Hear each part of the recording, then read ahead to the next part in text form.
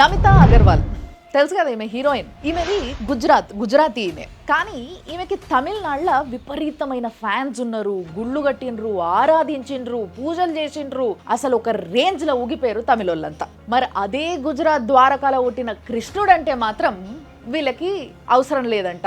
వాళ్ళు పండగ చేసుకోరంట, ఆయన పుట్టినరోజుని సెలబ్రేట్ చేసుకోరట, ఆరాధించరంట. ఈ విషయం నేను చెప్తలేను, డిఎంకే లీడర్ ఇలన్ గోవన్ అనేటనే చెప్తుండు. చూడండి. We have certain celebrations. We are celebrating Pongal. Are the North Indians celebrating Pongal? This is our culture and that is their culture. విన్నారు కదా, జన్మాష్టమి అంట నార్త్ ఇండియన్ పండగనట, కృష్ణుడు అంట నార్త్ ఇండియన్ అట. పిచ్చనాలనా ఎర్రనాలనా వీళ్ళకి? దేవుడికి నార్త్ ఇండియా సౌత్ ఇండియా ఇవి కూడా ఉంటాయా? అయినా వీళ్ళ లాజిక్ ఎట్లుంటుందో చూడండి, మీరు ఒకసారి అర్థం చేసుకోండి. సిమ్రన్ ఎక్కడి నుంచి? పంజాబ్ నుంచి. కాజల్ అగర్వాల్ ఎక్కడి నుంచి? ఢిల్లీ నుంచి. ఇక ఖుష్బు, జ్యోతిక వీళ్ళిద్దరేమో ముంబై నుంచి. అంటే హీరోయిన్లంతా నార్త్ ఇండియా వాళ్ళు కావాలి, వీళ్ళంటే పిచ్చి, వీళ్ళ కోసం గుళ్ళు కట్టాలి, ఆరాధించాలి. కానీ దేవుళ్ళు మాత్రం వద్దట. ఇంకొక అద్భుతమైన డైలాగ్ అన్నాడినా, అసలు ఆనిముత్యం మీరు వినాల్సిందే.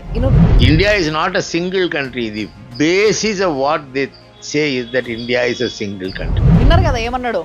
India is not a single country అంట. ఇక పిచ్చి ఎర్రి ఇవి పనికిరావు.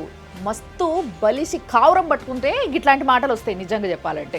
అసలు ఫస్ట్ నుంచి కూడా వీళ్ళది ఇదే ఉద్దేశం తెలుసా? అందుకోసమే తమిళనాడు అని పెట్టుకున్నారు. నాడు అంటే దేశం అని అర్థం. ఇప్పుడు మామూలుగా మన దేశం తర్వాత రాష్ట్రాలు ఫామ్ అయినప్పుడు అందరు ఎట్లా పెట్టుకురు పేర్లు?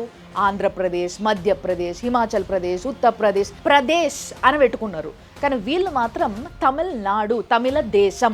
ఇది భారతదేశం, మనం భారతదేశంలో పాట అనే కన్నా కూడా మాది తమిళ దేశం, మేము తమిళ దేశపోలము అనే ఫీలింగ్ వాళ్ళల్లో చాలా మందికి ఉంది ఎప్పటి నుంచో. వీళ్ళకి సొల్లు గార్చుకునేటందుకు నార్త్ ఇండియన్ హీరోయిన్లు కావాలి, కానీ రాముడు కృష్ణుడు అనగానే నార్త్ ఇండియన్స్ అయిపోయినారు. నార్త్ ఇండియన్ దేవుళ్ళు, అవి నార్త్ ఇండియన్ పండగలు అయిపోయినాయి. ఆడ ఉన్న కృష్ణుడు గుళ్ళు, రాముడు గుళ్ళ పరిస్థితి ఏందో, వాడ సేఫ్ ఏనో కాదో అనిపిస్తుంది ఇప్పుడు. ఈ డిఎంకే లీడర్లే ఏంటబ్బా?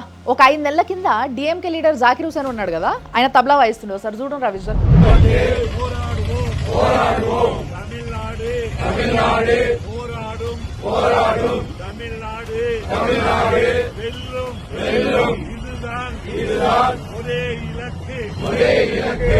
ఇక్కడ జరుగుతున్నది ఏంది? హిందీకి వ్యతిరేకంగా ప్రమాణం చేస్తున్నారు. కానీ ఈయన చేస్తున్నది ఏంది? పత్యాపారం చేస్తున్నాడు అక్కడ లేడీ లీడర్ తోని. వాళ్ళు ఎంచుకున్న ఉద్యమంలోనే వాళ్ళ సిన్సియారిటీ, వాళ్ళ కమిట్మెంట్ ఎట్లుందో చూసిండ్రా? భావజాలం అనరు దీన్ని, భావ దారిద్ర్యం అంటారు దీన్ని.